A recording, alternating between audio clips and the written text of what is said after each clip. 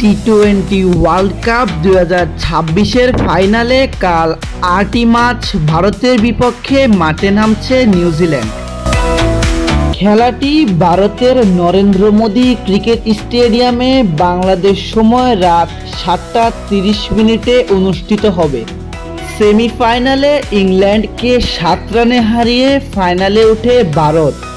অন্যদিকে সাউথ আফ্রিকাকে 9 উইকেটে হারিয়ে ফাইনালে ওঠে নিউজিল্যান্ড।